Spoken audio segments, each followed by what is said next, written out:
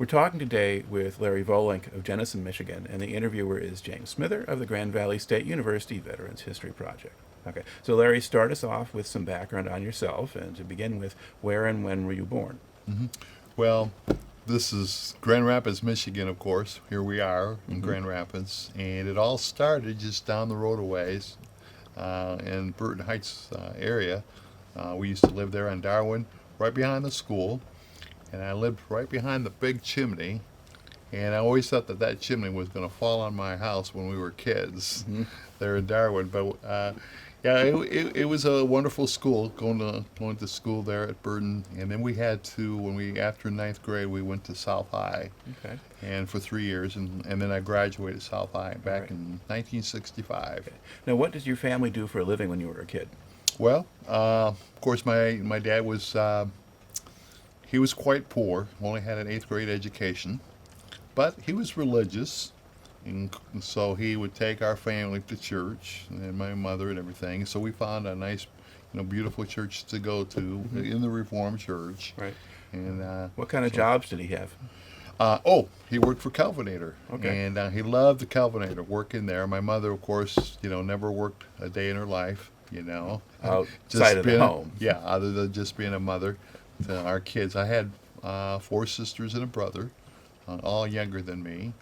And but we had a very active neighborhood where I lived. Okay. And wonderful people. And I love coming back here from time to time. I come back to Grand Rapids, and now I'm back for good. And so I moved back here to Grand Rapids after 52 years being away.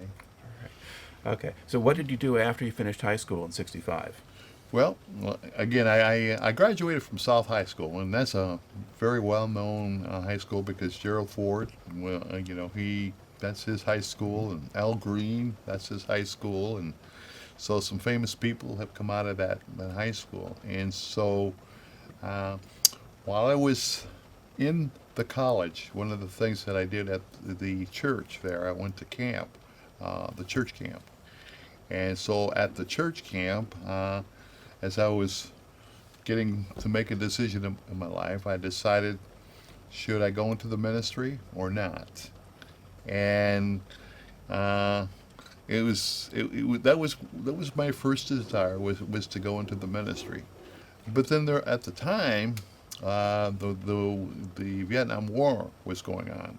So a lot of people, young people my age, were, after high school, joining the Army, going into the military, and probably, I would say, out of my high school class, there were probably at least 10. And then, of course, one of them was killed that I didn't know until years later. So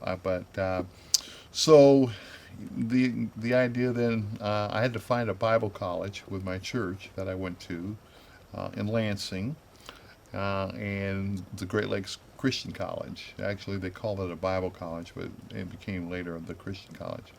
So in 1970, I graduated from the college. I became a minister at a little church up north near Traverse City, out in the country somewhere, paying me $25 a week for my ministry. But so I had to kind of, find jobs on the side to be able to, for my own income. Okay, I want to back up a little bit to a couple of things. Sure. One of them was, when you made the decision, did you consider whether or not to go to college at all? I mean, so when you were a senior in high school, what affected the decision to go to college rather than not? Okay. Well, I had a decision to make, whether to join the Army. Well, what happened like 2 months before I was graduating, around around March, April, March, there were many, many men and women that were killed in Vietnam. I mean, the Grand Rapids Press, talks about all the people that were killed. And so, that was kind of scary. Do I really want to do this? And so, but my grandfather, he was able to help me pay for my college to go for my first year. And so I went to the Bible college. They changed my draft status from 1D to 4D. So that meant, while going to college, I wasn't going to be able to be selected to go into the service like my other high school friends were. So I continued to stay there in the Bible college, and then I met my first wife, Susie, and we became husband and wife in 1969. And her family was out of the Air Force. She was in France for a couple years during her high school. So she had a military background with her, and so later when it was time for me to go into the military, it was an easy decision with her. Now, for you, if you become, you obviously while you're in college, you have a deferment for 4 years. But then, if you become a minister after that, then you're exempt from the draft. Exactly. Okay. Yes. All Sure. right. And now, but you're in college now, at a Bible college at Lansing, Michigan. Did people pay much attention to the war? Did they talk about the war while you were there? Well, actually, where I was at, no, that was not. I mean, it wasn't like Berkeley and out in California, and there were no protests of any kind. I think they, in a way, they supported from the churches. They supported whoever went. There was no negativity thing for the people that did go in. So there was. Whatever happened with people, if they did go in, there was prayers that were given, there was support given to families, and so it was a positive thing from a Christian standpoint. And was there any interest sort of in the peace movement or trying to encourage the end of the war, or did people just not discuss the politics? That's most definitely yes. Okay. Well, the other part of it is they flew the flag, proudly. At the time, they don't do this now, but at the time during when a lot of the churches, you'd have two flags. You'd have the Christian flag, and then you have the American flag on the pulpit stands. Well, some of the Bible colleges now don't do that, including mine don't do that now. They don't, advertise having, the American flag because of the idea that, hey, everybody, the world we're not just honoring America, but but the flag was people were very patriotic during that time, and it's sad how they came back though. Of course, with Vietnam, when they came back, they were not accepted, and so later on, that helped to be my type of being able to help people when they came back during the Desert Storm. I was able to help out in that area. Okay, so let's steer back. So basically, after 1970, you get a small church outside of Traverse City. How long did you stay there? Probably about a year and a half, and I just it was just basically an old schoolhouse and a little church next to the cemetery. And at the time, there were like only 8 people there, and a couple older men in their 80s, and it was interesting, me being a 20-year-old, and but it was quite an experience being a preacher there. But of course, because it didn't pay very much, I was looking for another church, and then I found one in Lapeer, Michigan, and so I took the church there in Lapeer, and again followed an older man that was there. I stayed at the Lapeer church for a couple years. And then following that, somebody asked me to come down to Ohio, and then I took a congregation in Bell Center, Ohio, a little church, where my ministry was very successful for about 3 years. And after that, I wanted to kind of, again, I'm always looking, I'm always thinking, bigger church, being as young as I was. And so I found another church in the Chicago area, in Waukegan, Illinois. Okay. And then I had my ministry there.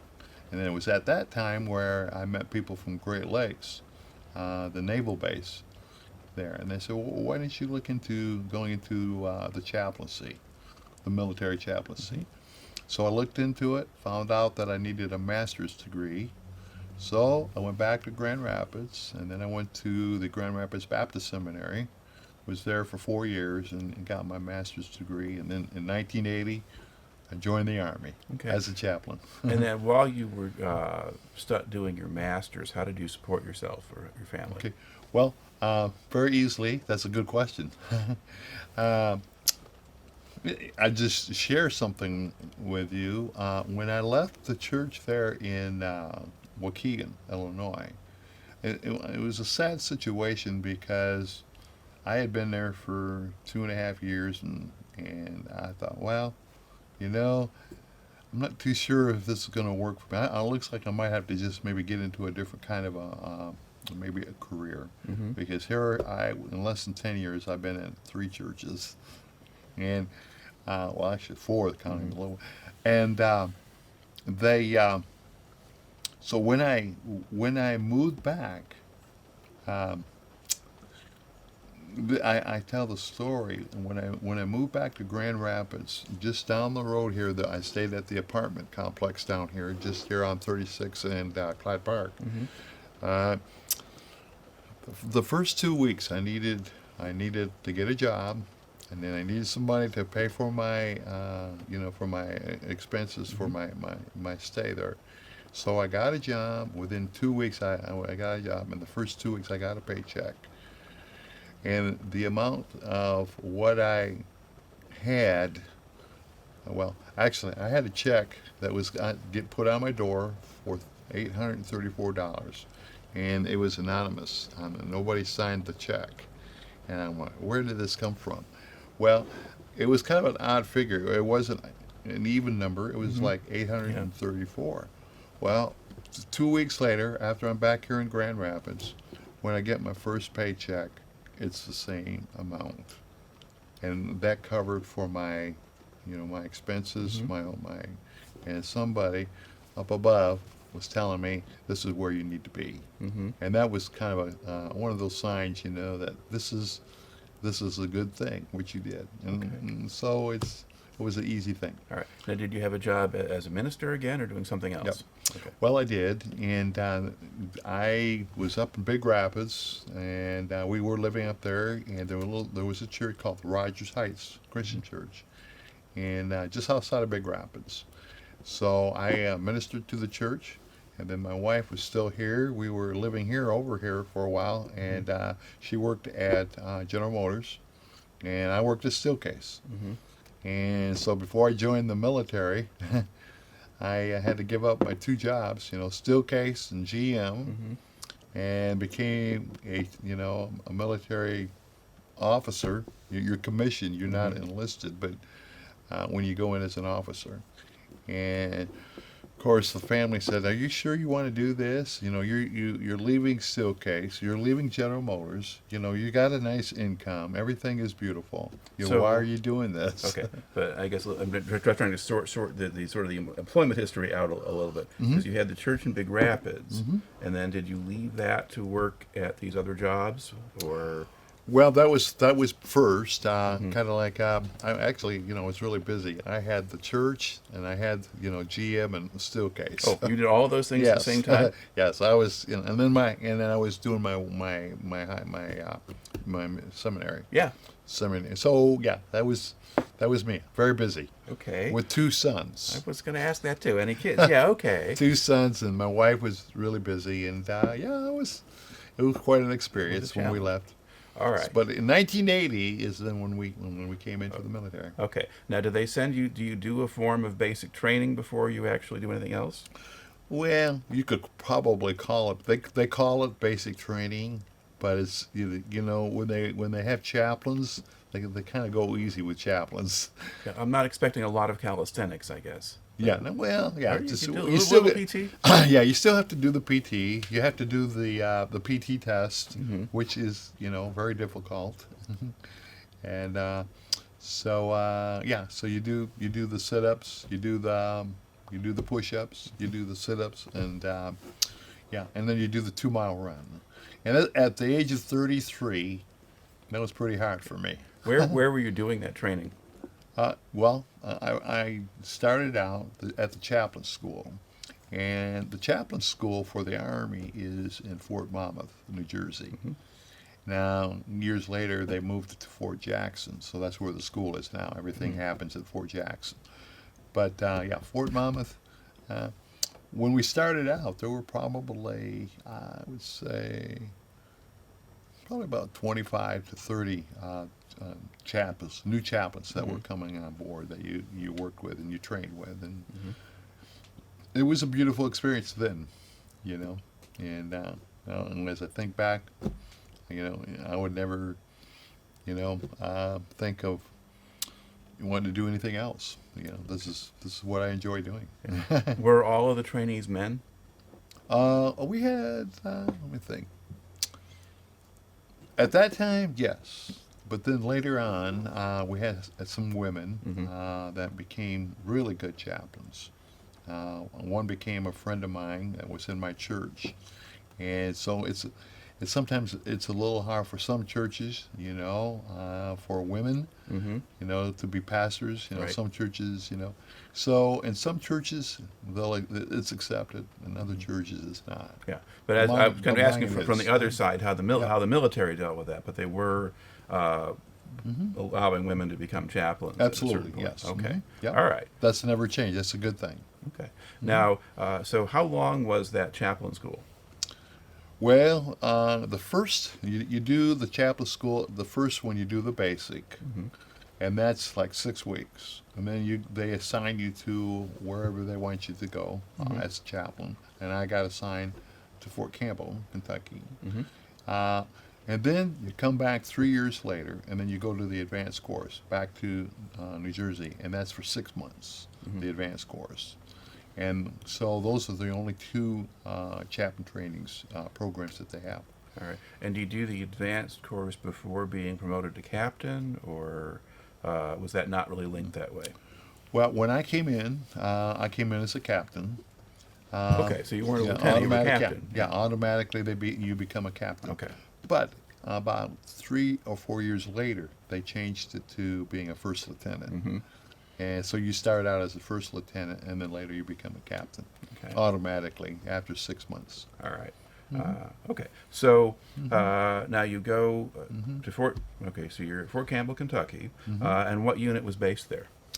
That's the 101st Airborne. Of course, that's a really elite group. You know, particularly during the Vietnam War, and well, even before that, you know, during World War II. Right. You know, and it used to be the Airborne, and much like the Fort Bragg, Fort Benning. Well, Fort Bragg is also Airborne. But later on, through the years, they took the airborne out of it and it became air assault, where they repel out of helicopters. And then at that time, that's what I did. So I never was able to jump out of an airplane, but I did the repelling and did that kind of training. And it was tough for the chaplain to do that. It took me twice to do that. It's like a 2-week course. Okay. When So you train. you go out to Fort Campbell, and now you get kind of an introductory course. Welcome to the 101st. So you, aside from learning how to rappel out of a helicopter, what else did they teach you? Well, how to survive out in the field, that's the main thing. And I can tell you, just like a day's work for a chaplain, like on a Sunday, okay? It's not your normal Sunday that pastors have. And so when I first came there were like about 25 other chaplains. And they will assign you a chapel to minister to. You're assigned a unit, a battalion, with that's about 550 soldiers. In my unit, they were infantry soldiers. And of course, you spend a lot of time out of the field training and that kind of thing. But just a normal week with me is basically you do a lot of counseling. You're like right next door to where those guys are, and you know, chaplain, can I talk to you? You know, they're just loaded with all kinds of questions and different things, and you know, you're busy during the week. Then your Sunday comes. Okay, my particular Sunday. Well, it started out with usually at 7 o'clock in the morning. I would go over to the stockade, where you know there's about 50 guys, you know, that are there in the stockade, you know, being dogged out by, you know, the sergeants and that kind of thing. But they'll offer them a chapel service in the morning, and so usually they'll come We're about 7:30 in the morning. I'll have a chapel service, maybe about 10 to 20 guys. And just for reference to people who don't know the vocabulary, Uh-huh. stockade is basically the base jail. Yeah, Where that guys is who got the in jail. trouble the night before wind up. Or, Yep, exactly. That's what we call the stockade. Mm-hmm. And so yeah, so then right after that, I would get in my car and go over to the high school, and because of there would only be at the high school there would be like the Sunday school program, the adult, and so we'd have kids that were there, and then we'd have then we'd have they asked me to teach the adult class, Mm-hmm. so. Now I had the stockade, and and then they also asked me to teach the adult class, and I said, oh, I can do that. I got about 10 years experience. I can do that.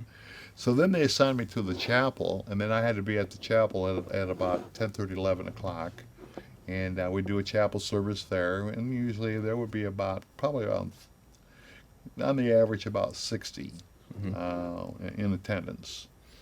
And then after that, about 12:30, I take my family over to the officers' club and get a meal. They had a nice buffet for the people there. And then I go back home, put my boys to bed, and then my chaplain assistant would come pick me up in the Jeep, and we'd go out into the field where there would be training going on, and usually I had to have a little chapel service of about 10, maybe 2 or 3 different times during the Sunday. And then I would come back, usually get back about 5, 6 o'clock, and then my church that I was associated with, I went to their church services at night, and I get back about 8 o'clock, and then Monday morning, I had to get up for a 5 o'clock run, a 2-mile run with the battalion. And my commander didn't care what you did on Sundays. The only thing he was concerned about was whether you made it to that 5 o'clock or 6 o'clock 2-mile run with the battalion.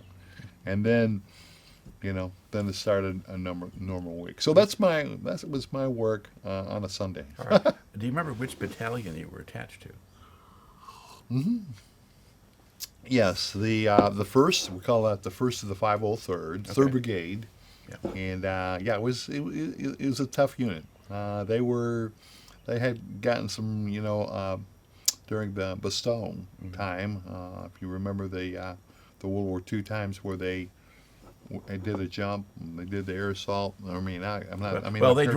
drove into Bastogne. Yeah, Bastogne. Yeah, the paratroopers. Right. Yeah. Yeah, and that was one of the highlights of their history. And so I was a part of that unit. Okay. So all right. Now this is going good. Yeah. Talk a little bit about the kinds of things that the men would come to talk to you about. Mm-hmm. What sorts of issues or problems would they bring in? Well, suicide, of course, that has always been, that has never changed. I mean, we still have the suicide problems today. Veterans are still dealing with it, and of course, in the military, it was even stronger. Sometimes they wanted to get out, and they said, here's what they would do. Well, chaplain, here's what I'm going to, since they're not going to put me out, then I'll make sure that they put me out, because I will overeat and make sure I don't pass a PT test and do all those kinds of things. The negative things that would cause them to go ahead and put me out. So, a lot of times that was, the kind of counseling that they were asking me. So, it's of course, it's depression, stress, and you got to, and so there's a lot of different things like that, And I work at the VA now, and those are kind of like the same things, that these men have. Okay. Now, the people who came in and told you they wanted to get out, did you make any suggestions about more sensible ways of doing it, or more stand-up ways of doing it? Or well, the number one was trying to overeat. I mean, at the time, they didn't want anybody in the military that was overweight. Right. So there were guys up to 19 years. Okay, I know one man, he was in the military for 19 years, and they put him out because he was overweight. Mm-hmm.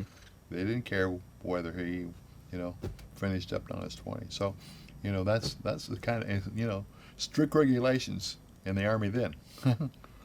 Now, So, were there yeah. ways that they could simply leave or get out early? I mean, could they petition for that, or were there legal ways of getting out early? Um, I'm trying to think. Not well. Probably the other legal one was when if you were gay, Mm-hmm. okay, they'd have what they call a Chapter 9, and you would get like a Chapter 9, and then that you got the paperwork, and then they would put you out during that time frame. So yeah, it's other than that, yeah, it was difficult. So you had to either go with the train or not. Okay. Now, with a large unit like that, you say you have the 25 chaplains or whatever on the base. Did men sort of choose which service to go if you had Catholics and different versions of Oh yeah. Protestants and so forth? So you're getting, if you have 60 people coming to your service, or some of them from outside of your battalion. Oh yeah, absolutely. Yeah. They were. My chapel was not in the battalion area. Okay. It was in another brigade area, and so. But the reason why they gave me my chapel is because of my church background. We have communion every Sunday, and so they would say, okay, this chapel we'll have communion every Sunday, and then another chapel will be Episcopal, high liturgical. Yeah. And then this will be the Catholic, and then this will be the Jewish chapel, and so that's what they did. And this would be the Pentecostal type thing. So they kind of accommodated to whatever the person's religion was, and so they helped with me being able to find the right chapel. Right. Okay. Now, did you and your family live on the base? Oh yes, we did. Yeah, they provided housing for us, and the other part of it was right next to the golf course. So I liked the idea that once I'm getting done, and sometimes on Saturdays I hit the golf course. I had a golf friend that said, Larry, let's go golfing. So that was kind of a neat thing. We always try to keep active when you're in the military, and so yeah, the housing is a good thing. It's you meet good friends while you're there in the military. You become family and other families, and and the other part of it is they're still my friends after so many years. I Sure. still contact with them, and and so we keep in touch. The military is a family Okay. for life. Now, was it a standard practice for the military to move chaplains around from different place to place? Yeah, every 3 years. Okay. Just like everybody else goes. We go every 3 years. So okay, it's time to go. Okay. So after the 3 years at Fort Campbell, where do you go next? Okay, I went to Germany, and so when I went to Germany there, I was assigned to the 32nd AADCOM, which is an air defense artillery unit. And they had the 32nd AADCOM had spread out all over Germany. They have probably a unit in about every other town. So they were scattered all over from Germany, north to south to east to west. And one of the things that I did was, as a chaplain, I was assigned to a unit, like a unit that was attached to another unit. So my units were basically scattered all over Germany. And so then when I first started out, they assigned me a van. So 1 week I would go north and visit the troops up north. The next week I go over to the east side, over in Grafenwehr and different places. And then the next week I'd go south, and then the next week I'd go west. Okay. So where was your home base? Well, my home base was in Worms, Germany. The famous town was Worms, Germany, where the Martin Luther King. Martin Luther. Did those things. Yeah. But I want to tell you about my unit. This is kind of an exciting thing. With being scattered all over, I had a full-bird colonel who was assigned a jet. So he would fly every week to all these units during the week. And so sometimes he would go, he'd go to one unit one day, and then he'd go to another unit another week, another day. And so that's how he did his travel with a jet. I was doing the van thing. So, but what happened was during his time of being in the States, one of the planes went down in Fort Campbell, and I don't know. Some people don't remember this, but they called it the Gander airplane crash, and there were 258 soldiers that were killed, and this was in Fort Campbell, and that happened during the time when my commander was over in the States. So he came back to Germany. The first thing he does, he calls me in the office and said, "Larry, I need to speak to you for just a minute, but I need to have you lock the door. I need to talk to you privately about something." So he told me about this, how this had really affected him, and because he was flying, with the troops, it made him very nervous. He thought, so he thought maybe his life would be in danger by his flying. So he asked me, he says, "I would feel much more comfortable if you, my chaplain, would fly with me.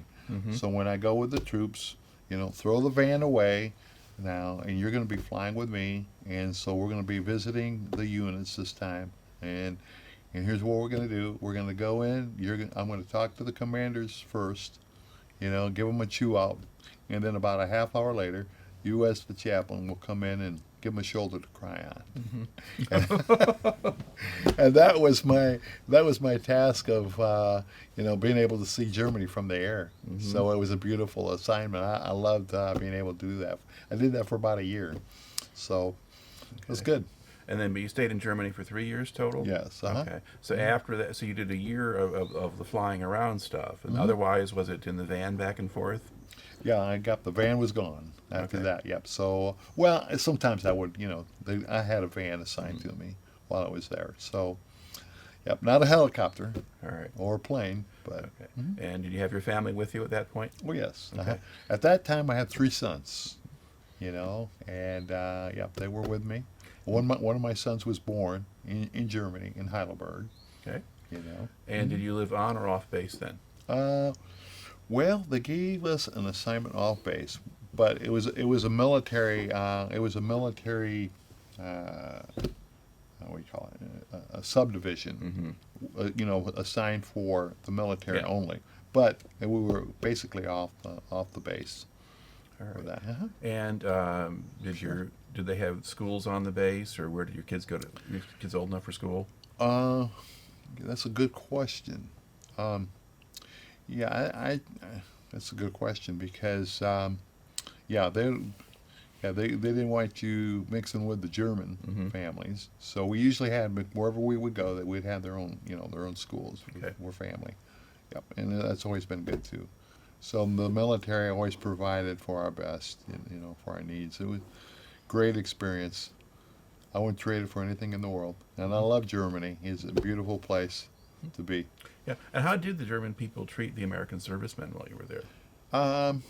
In some places it was good, other places it wasn't, and of course you could tell. Sometimes they give you the silent treatment. That means don't bother me. Other times it would be good. I had some good experiences when I was there. We used to go to, when my son was first born, we used to go to one of the restaurants out in the country, and good food, good German food you could get there cheap.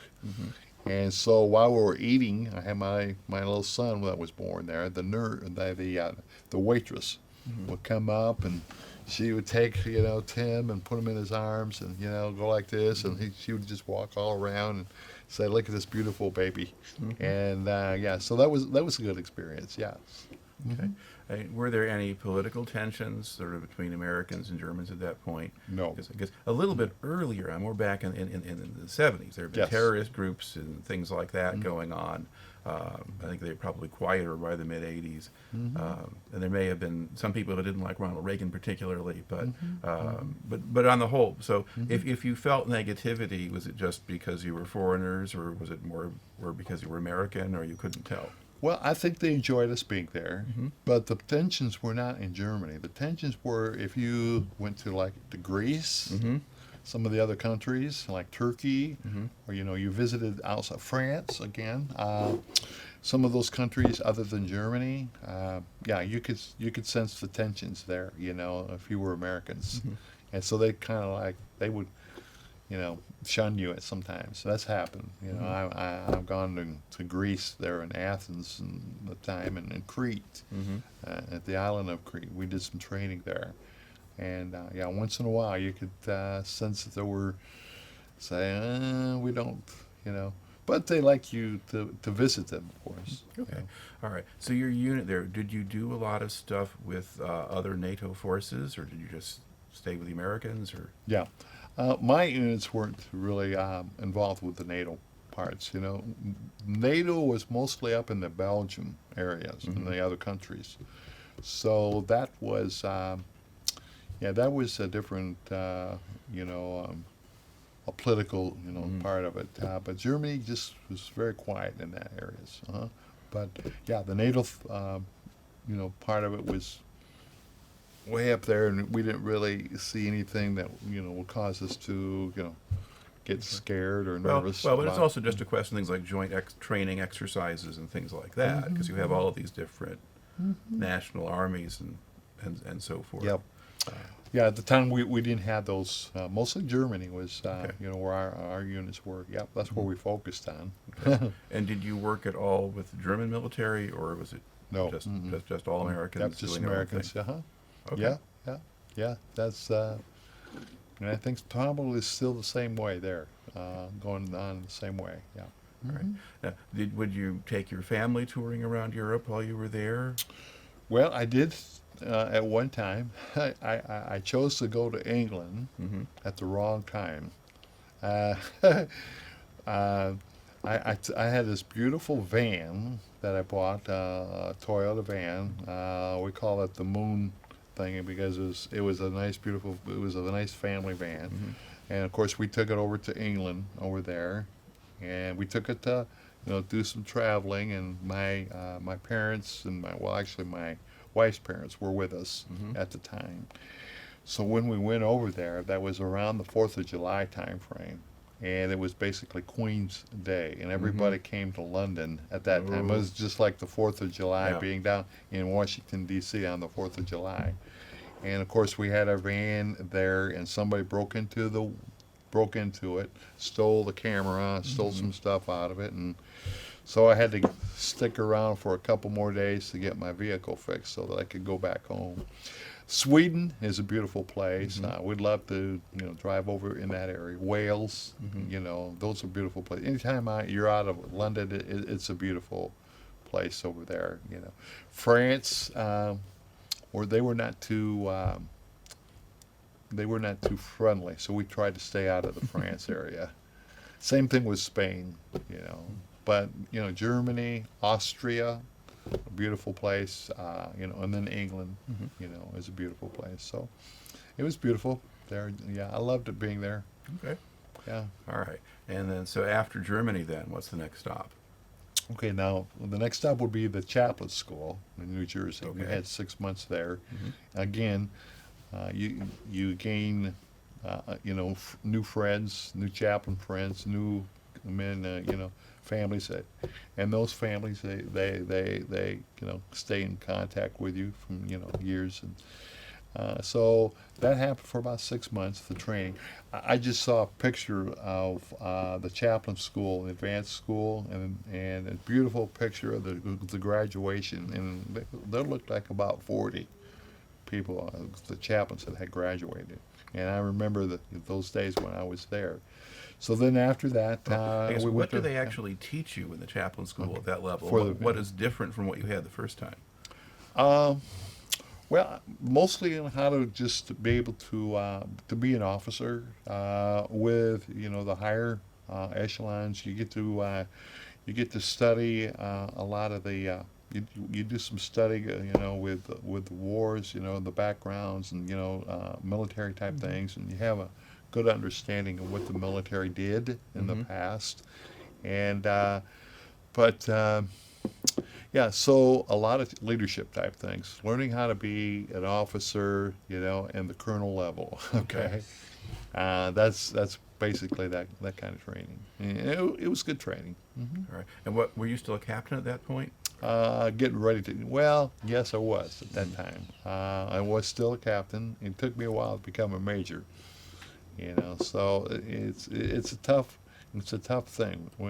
I hate to say this, but in the military setting, okay, your officers, your military commanders, if they're gonna, you get an evaluation, all right, and what happens is the chaplain really has to be good to get the top lock, but most of the time they don't get top locks. What they'll do is they will give their own, military men, that they, mentored and that kind of thing.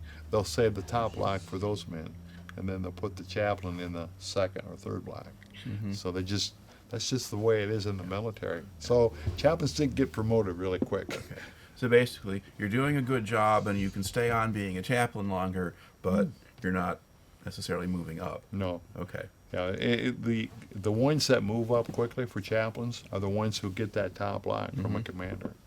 And if they get that top lock, you can very much count on them getting promoted. Right. But it doesn't happen very much. Okay. All right. Was there politicking around that kind of thing, or? Well, yeah, sometimes it could be a political thing. I gave you an example for one chaplain. I used to tell the story about what happened to him. He was getting ready to be promoted, and they could be rated. He did something that he probably shouldn't have done in his career, and that was his commander was driving a Jeep for his own personal reasons, for his family and different things, and of course the chaplain didn't like that too well, so he went to his superior officer and told him about what he was doing. So needless to say, it got back to him, and so when the evaluation time came, he got a low rating because he stood up for what he thought was right. And sometimes chaplains have to do that. They have to stand up for what's right. But in the long run, the chaplain was able to still, down the road a ways because of his good, being a good chaplain for his military people. He did get promoted. So, in due time, God will reward you. May not be your time, but it'll be a later time. All right. So, yeah. And so where did you go after chaplain school? Well, okay, then I got assigned to Fort Carson, Colorado Springs, and that's a beautiful place there to get assigned to. Of course, I bought a house there, up in the Mountain Shadows area, on the other side of in the Colorado Springs area, and where I bought my house was where I lived was not too far from the Flying W Ranch, and where the mountains were, and what we call kissing camels, where the red rocks are, So I would take my two boys to school every morning. As I was taking them to school, they would see the red rocks. And they would see, the beautiful Colorado Springs, and then where my house was at, I would look outside the back window, and I'd see all the lights, Colorado Springs. I had the most beautiful view there when I was in Colorado Springs, and that was a beautiful thing. But a few years later, after that, there was a fire. And it destroyed all of those homes, including my home. It was destroyed. So it's a wildfire? Yeah, wildfires. Yeah, it was terrible. It was back a few years back, and so the house is gone. Now, was your job there pretty much the same as it was when you were at Fort Campbell doing the Oh, same kind of thing? again, you're assigned a chapel, you're assigned a unit, and I was able to, minister to the unit. But once you're at that stage, you know pretty much what you have to do every day. It's not full of stress. I mean, wasn't as stressful as what the first few years were. Mm-hmm. And it's at that time, so it was not a stressful thing. So what you did as a chaplain, you met other chaplains, you became families, and we had we used to play cards, and we used to do all kinds of things together, chaplains, doing things with other chaplains, and besides being a chaplain to your troops. So so that was a good experience too. I met some really good. They're still my friends, from years back, and so good things while being a chaplain in the military. Now, aside from the physical environment, was it pretty much the same kind of experience as you had at Fort Campbell? And what were there? Well,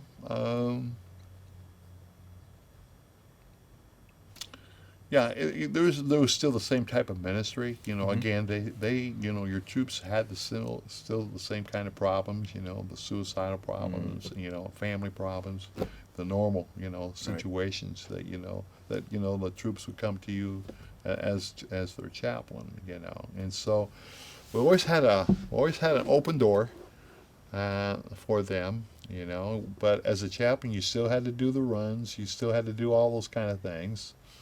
And so it was a good thing. I'll give you an experience. I just shared this with somebody yesterday. We were talking I was telling him a little bit about one of my situations while there. I was as the chaplain, and I was what I did is I'd have a luncheon, and I have a guest speaker that would come in. And in Colorado Springs, Dan Issel, the big Denver Nuggets basketball star, Okay. I was able to have him come in and give a speech, and had a couple other guys that were U.S. Olympic boxing champions that came in and gave a speech and during the lunch hour. So what I did is I would have get my grills and grill some hamburgers out in the back, and so the first time I did this, I only had maybe about 10 to 15 guys that were there. Oh, this is pretty good. This is I could feed that many guys. So then they heard about the free lunch, the next month, and then they heard about my speaker like Dan is.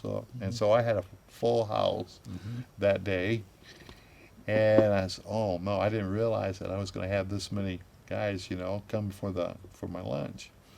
And I didn't buy a whole lot of hamburgers. I got really nervous. What am I going to do? So I'm in the back there, and then I went to the front where the office was at, where the microwave was. Up on top of the microwave was this huge platter full of hamburgers. I don't know where they came from, but somehow they appeared, and it's like, God just gave me all these. I believe in the feeding of the 5,000, with 2 fish and 2 loaves, and well, I think I just had a miracle happen. Somehow those hamburgers just appeared, and I was able to feed all those guys. It was an amazing thing. So that was a good experience with me when I was there. Sometimes you have to believe in some good miracles that do happen, and that's one of them. Okay. All right. Anything else from that particular stint that stands out in your memory? Nope. But it was it was a great experience. Other than Colorado Springs is a beautiful place. Right. So what year did you finish up there then? That was in 1990. The other thing is we were able to go to Honduras, and we were able to be there for. We did some training in Honduras. And we took our unit there for like a couple months, and during that training exercise, up until the very last day, the training exercise went very well, but the very last day, we had one of the Jeep soldiers went down the hill and was killed. And that was a sad thing for us as a unit when we were going back, and we thought everything was going to be great. And then at the very end, somebody And so I had to minister to my commander, Mm-hmm. because he was just couldn't understand why those things happen like that. And so, as a chaplain, you have the troops, and then you have also the ministry to your own commanders when Mhm. things like this happen. So, yeah. Okay. Mhm. All right. Now, what time of year did you move on then from Okay. Fort Carson? Well, 1990, Yeah. as I was getting ready to end my 3 years, then I had to have an assignment. Well, my home was Michigan, of Mhm. course, and so the opening for Selfridge came up, and I said, "Oh, I'd love to go to Selfridge. This is my home state." And so then I came to the Selfridge Air National Guard Base, which is in Mount Clemens, north of Detroit, about 30 miles. And they had assigned housing, and then I was assigned the main chapel there. And I was the chaplain there at the chapel, plus, doing other kinds of things. So I did, at that time, I did a lot of weddings. You got asked to, I did, at that time, many weddings. I could have a wedding one day and a funeral the same day. There were a lot of different things. I was kept really busy being there in the chapel. I was known as the Protestant chaplain, and then we had a Catholic chaplain. So Protestant and Catholic, and but that was again 3 years, and it was a good ministry there Okay. too. Of course, Selfridge is an air base. Right. So, what's an Army chaplain doing at an air base? Hmm. Well, again, they at the Selfridge Air Base, they have the Navy. They've had the Navy Reserves. Mhm. They had the 127th Air Force, and then they had the TACOM uh, Army base. And so a lot of the Army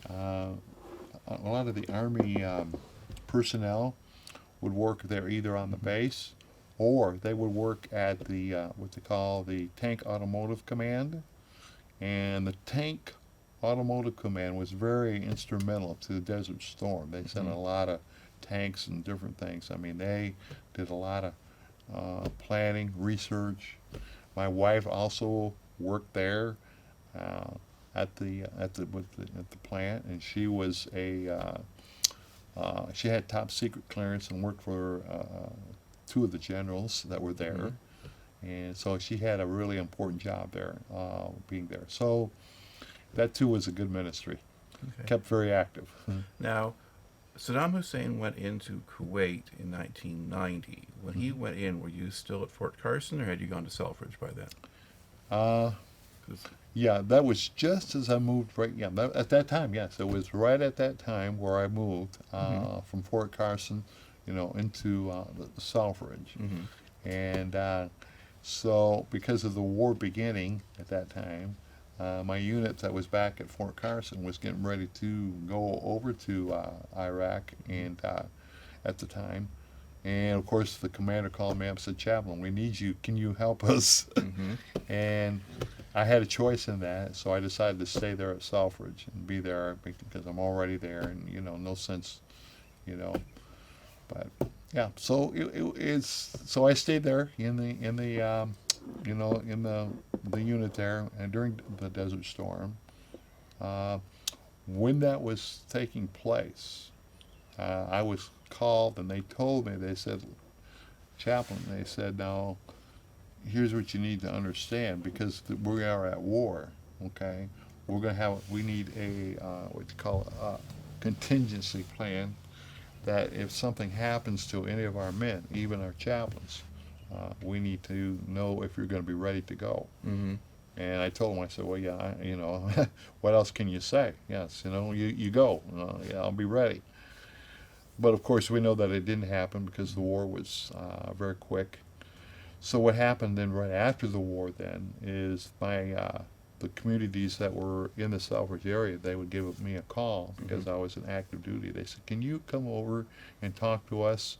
We have troops that are gone, and what are we supposed to do? How Mhm. can we go about doing the right things for these men? Because Vietnam did not do the right thing, and we want to make sure that we do the right thing for us when they come back." So I gave them some ideas on how to do that. and they did it very well. They were happy for that. What kinds of things did you recommend? Well, of course, you got to be there when they fly in. Mhm. At the airport, starting right from when they come into the airport, you have to be there. You know, and be there to to welcome them home. Just make sure the families are there. That you as your community, you help those families, and you're there for them too. You let the community needs to let them know that Mhm. you're there to help them and to support them.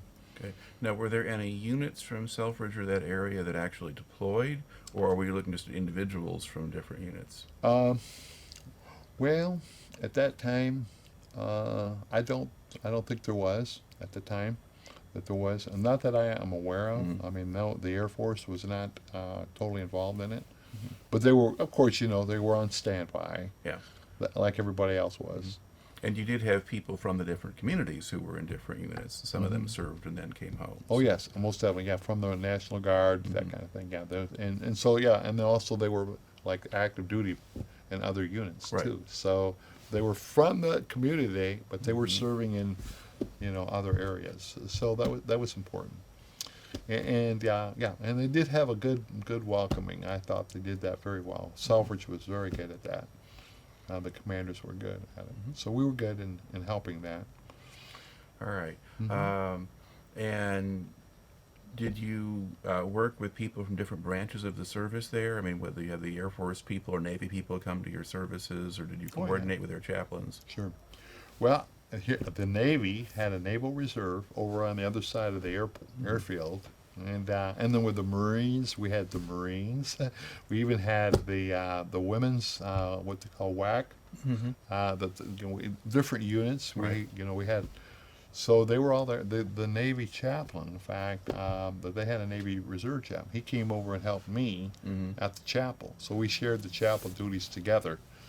So when we were at the chapel, we had good coverage. If I wasn't going to be there, somebody was going to be able to help out and assist in that. So yes, and oh yeah, I remember something. We did have. I remember. There was a couple during the Desert Storm, just as they were getting ready to start, the night before.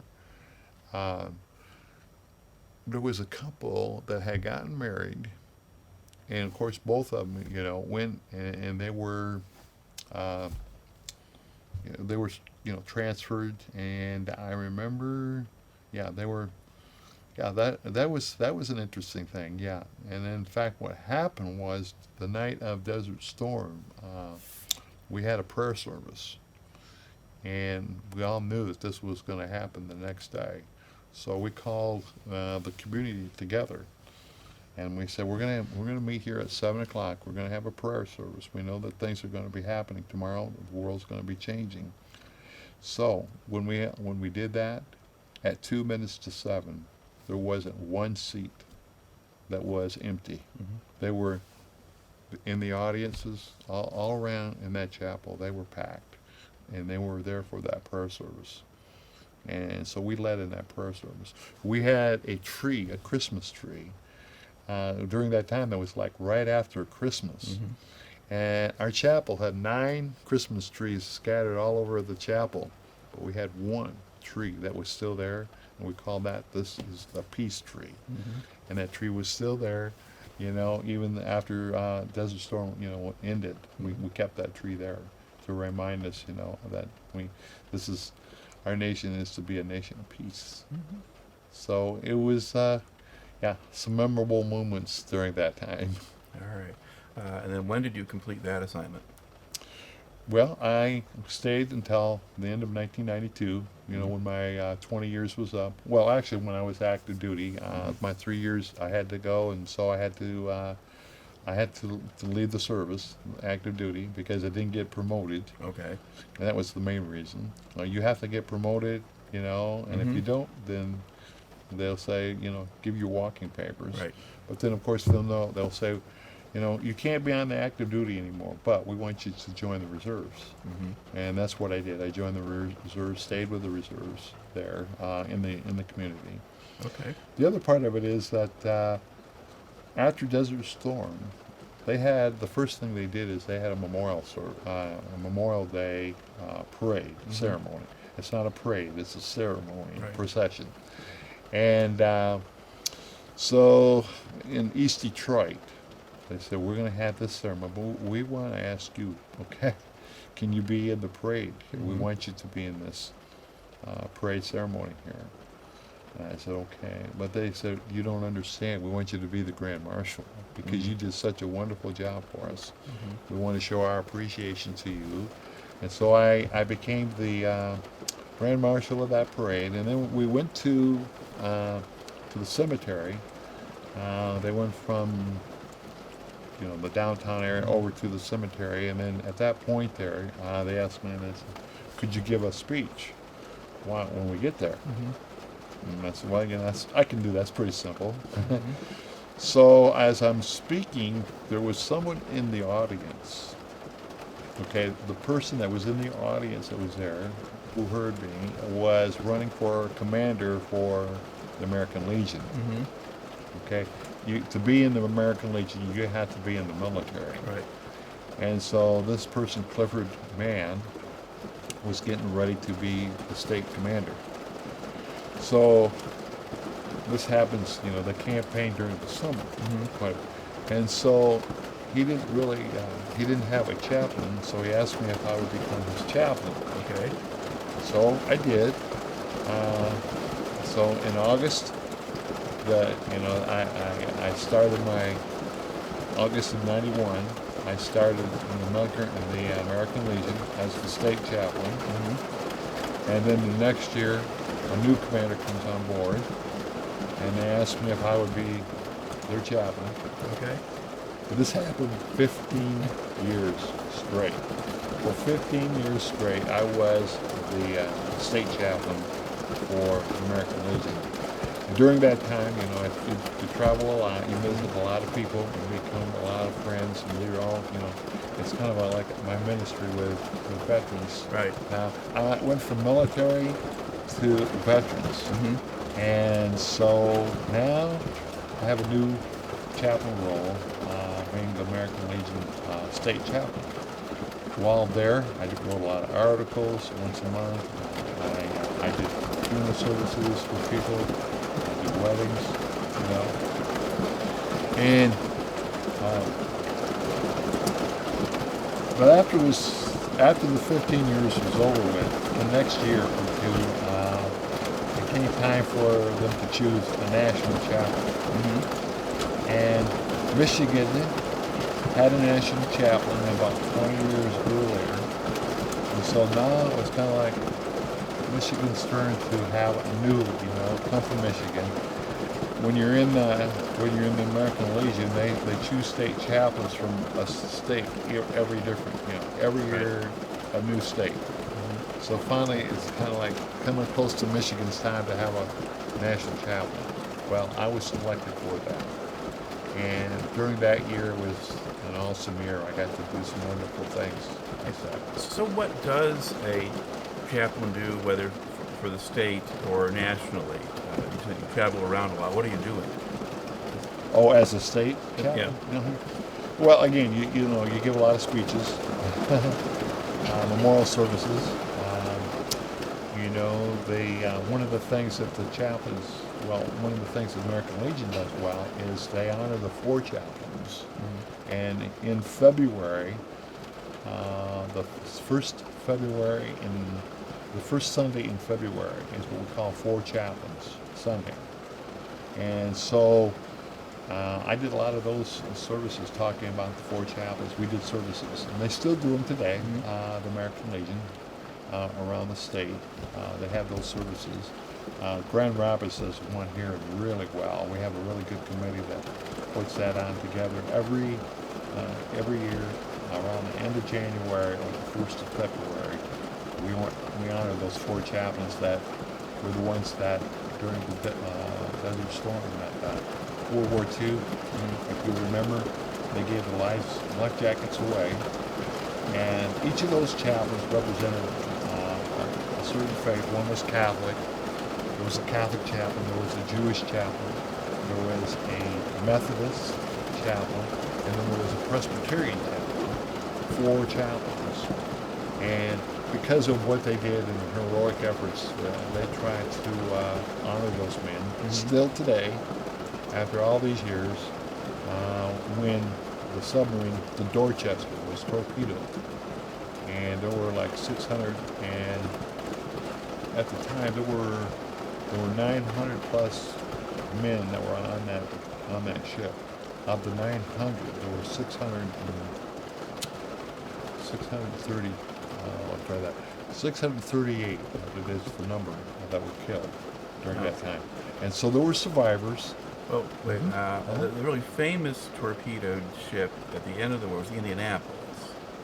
Dorchester is the name of a small British anti-submarine vessel that was torpedoed off of North Carolina. Yeah, that is the one. But that's only would only have that had British servicemen on it, and it was small.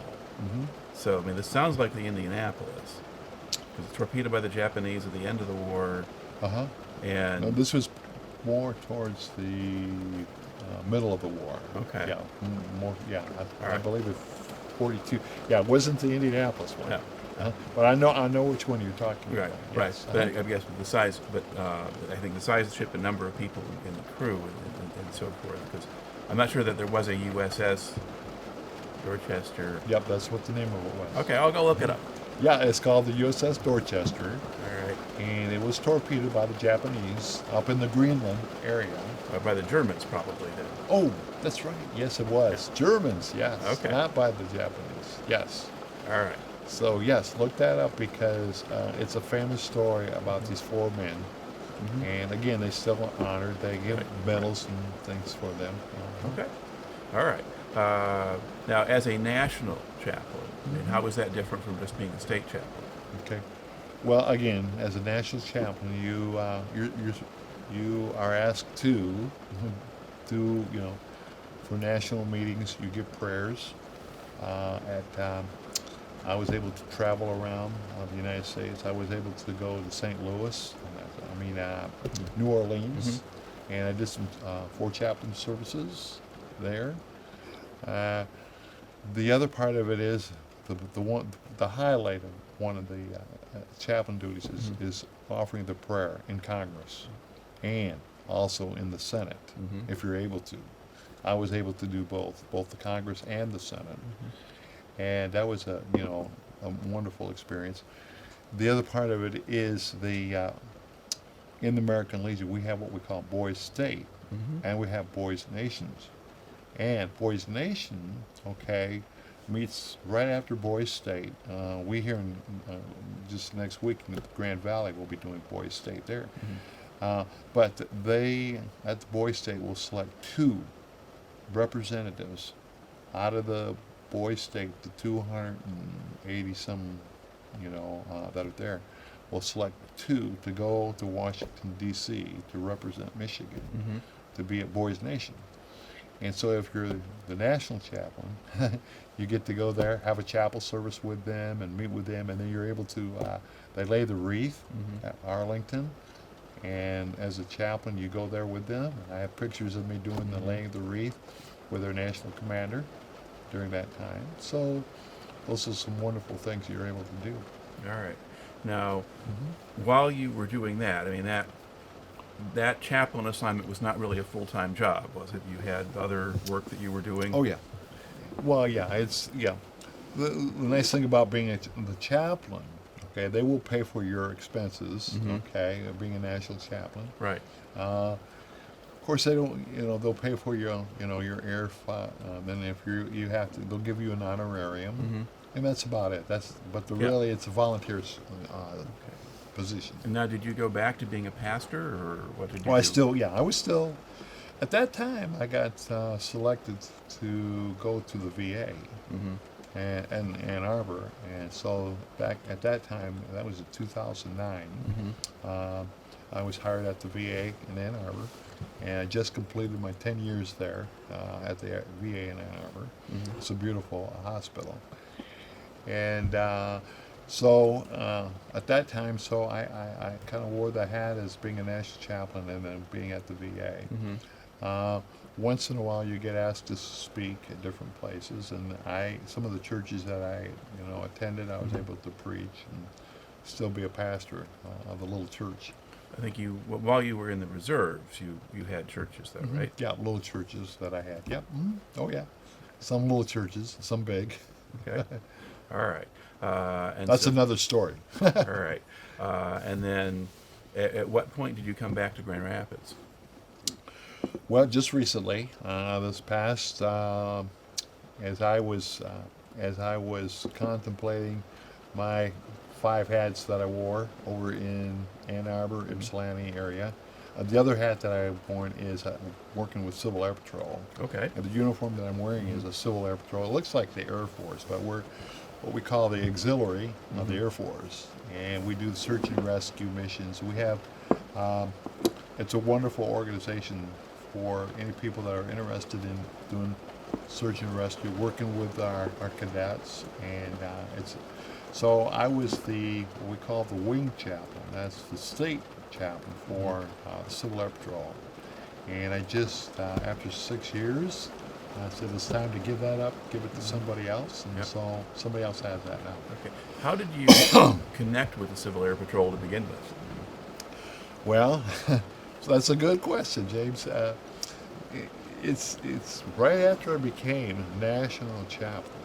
After that was over with, the American Legion in the state gave me all kinds of awards and nice appreciations. I was given the honorary state commander's position where I'm able to do the things that the other state chaplains do, state commanders do.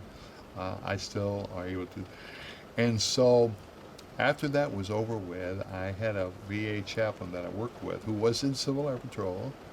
He was my boss there then. And so he asked me if I wanted to join Civil Air Patrol. So he said, all you have to do is go at one of the meetings. And so I went to the meeting, and there were like about 10 guys sitting there. And as he's introducing me to the Civil Air Patrol guys, they said, I want you to meet Larry Vollink. He's going to be your new chaplain. So, I didn't know that. I was quite surprised when he said that. So I became you have to go through some orientation. To be a Civil Air Patrol chaplain, you have to have the same credentials as what you have in the military. You have to have an MDiv, and it's, so they select chaplains in the Civil Air Patrol who are could still be in the military and have that, credentials. So I became a chaplain there back in 2012. About 6 months later, after I became a chaplain, the Wing Chaplain for Michigan had a ministry in Pennsylvania, and so he moved to Pennsylvania. So now that position is open. So they asked me, Larry, because you've been on a national status and state status, would you take this position? And I said, okay. And so then I did that, and then I have other chaplains. We have what we call squadrons around the state, and in the squadrons we have either chaplains or we have what we call character development instructors, kind of like a chaplain assistant to teach the classes.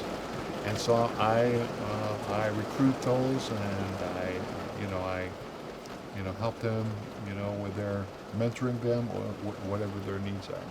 So just recently then I gave that position away to someone else who can do that position very well. And so I'm kind of like in the wings now, waiting for other things to happen. All right. Now, over the course of, almost the past 18 years or so, this country has been involved in conflicts in the Middle East, in Afghanistan, Iraq, and so forth. And you've done a lot of work with veterans and so forth. What kinds of support have you provided, or what kinds of things have you been involved in to support the veterans coming back from those places?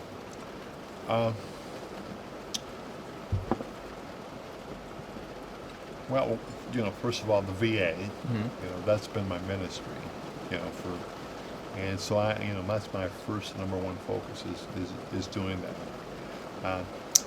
The other things I've been able to do is serve as a hospice chaplain.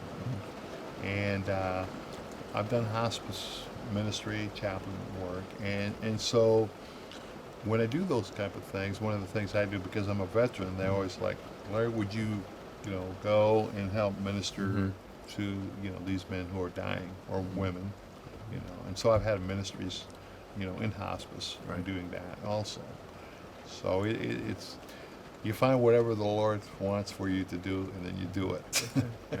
And what did you do for the VA? Right now, I'm still in the VA, but when I started out 10 years ago, they hired me to, help the Catholic chaplain on Saturdays. He would come in and he'd have a load, a heavy load of people to see, and to take off that, load. They said, "Can you help him out, assist him?" And so I did. I was able to, so. I'm still there on Saturdays. Every Saturday is my ministry to the VA. But then also, because they have other chaplains, I was able to help them during the week, during vacation times, anytime the chaplain was away. And that was many times.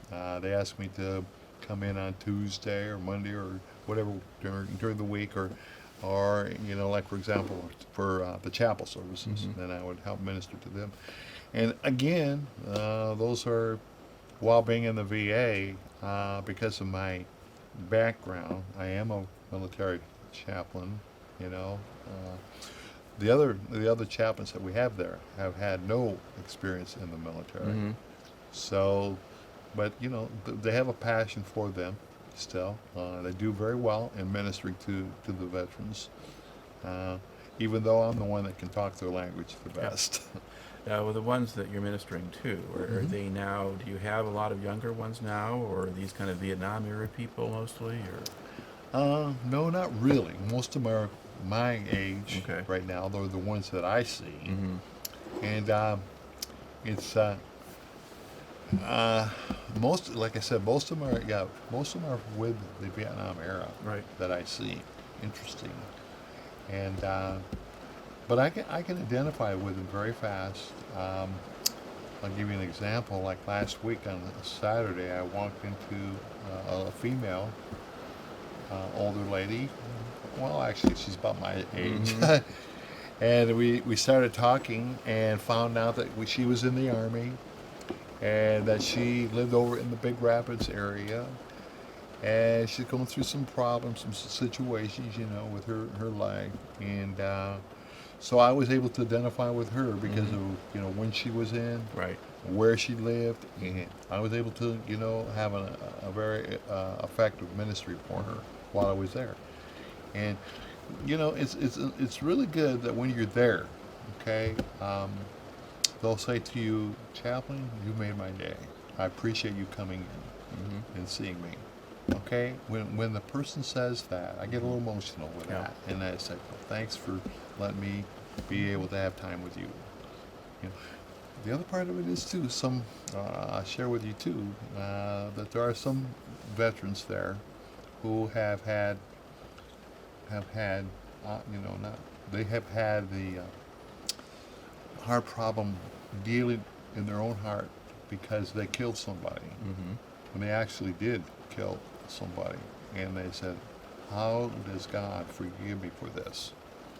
How can He forgive me for that?" And so those are hard things that they deal with, and as a chaplain, you sit and you listen to their story, and you try to help identify with them. You try to be able to minister to them and help them to say that, hey, there is a God who does forgive you in this. Okay, you answered the call. You did what you were supposed to do. You did it, and you were the one that, and so God's going to help you through this. If He was there then, He helped you there then. He's going to help you here now in this life. So those are the kind of things you keep that presence with them in their life still. And those are things that I found in talking to veterans, even World War II here. If they knowingly killed someone, especially if it was maybe just one person, it stays with them and haunts them and follows them. And that doesn't change so much from one war to another. I'll give you another example with another veteran I met in a nursing home, and I was asked to go see him in the nursing home. And before I walked in, there was his son and daughter-in-law. They were both there waiting for me as I was coming in there, and they wanted me to, help, do anything I could. So I go in there and I start talking to him. He knows I'm a veteran, and that kind of thing. Well, all of a sudden he's sharing things that the son has never heard before. Mm-hmm. It's like, wow, Chaplain, we never heard these things before. It's like we don't know what you said or did, Mm-hmm. but now he's sharing, his life about some real situations that happened a long time ago, Mm-hmm. and they were very appreciative of that, being able to see him. Right. So people, like I said, they'll share their stories. Wait till the very end almost to do that. I have found that. Okay. So, if you look back on this extended time that you had in service, I mean, overall, how do you think that affected you, and what have you taken out of it? As I look back now, well, again, like I wouldn't trade it for the world. I've seen God involved in many of these things that happen. That I believe that God helped me to be there for that person at the right time. And so I believe God has used me in His way. That this has been a calling. Okay, this has not been a job. This has been a calling for me. And little did I know that 52 years ago from this church, that I'd be where I'm at here with you, talking to you about these stories, about how God has used me. And so every opportunity that I have to, tell others it's a good thing. So I appreciate what you're able to be here and listen to where I'm at with all this. Well, thank you very much for taking the time to share the story today. Thank you. Well, thank you for having me, James, and God bless you too. All right. All right, and we'll continue to keep our troops in our prayers every day as we are here. Our troops are serving wherever they may be. Families are with them too. And so as a chaplain, we try to keep that up in the forefront. Keep these men in our prayers, always, and women. All right. Amen. So thank you.